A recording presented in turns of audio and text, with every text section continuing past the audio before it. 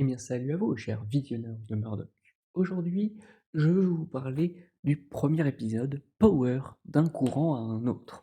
Mais dans un point de vue assez particulier.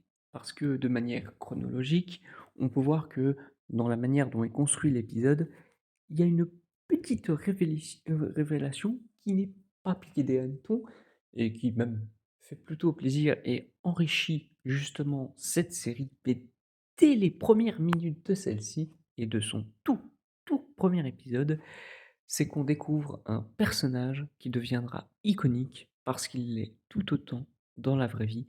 Je parle bien évidemment d'un héros de Murdoch, Nikola Tesla lui-même. Et oui, c'est pas n'importe qui. Ce qu'il y a même d'autant plus à noter, c'est que, il y a d'autres personnages qui apparaissent dans cette première saison. Il y a putain de Arthur fucking Doyle!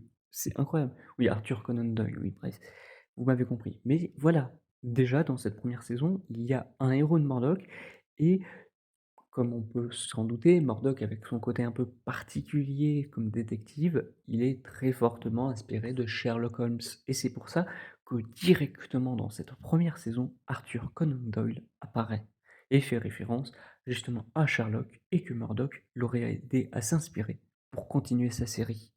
Après évidemment, j'imagine que vous vous en doutez, mais ça a été aussi le cas au fil des saisons. Par exemple, une fois, on a eu Thomas Edison.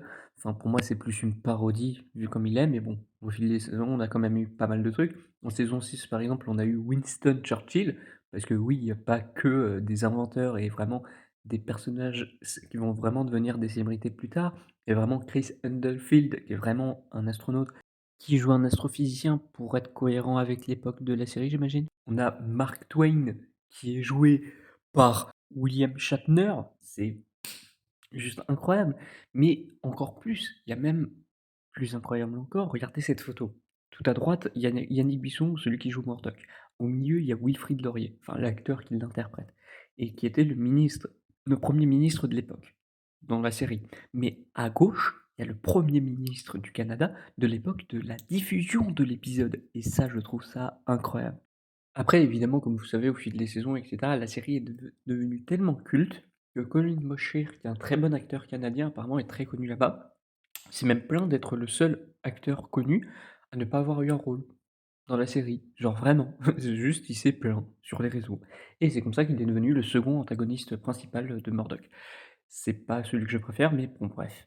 Il y a aussi, par exemple, ce personnage s'appelle Tom Sawyer, on en revient à Mark Twain, mais qui est joué par Geddy Lee, un musicien hyper connu et juste parce qu'il a discuté avec, Yannick Bisson. Après vous vous en doutez, je n'ai que gratté la surface de ce qui fait, les guest stars dans la série, parce qu'il y en a beaucoup plus comme celui que je suis en train de montrer pardon, en rapport avec le basket. Mais évidemment, le dernier aspect sur lequel je peux parler en rapport avec les guest stars dans cette série, pour enfin terminer, c'est que justement, la série tellement culte fait que ces acteurs principaux et même d'autres, hein, sont devenus tellement iconiques que même s'ils apparaissent ailleurs, ils deviendront eux-mêmes des guest stars.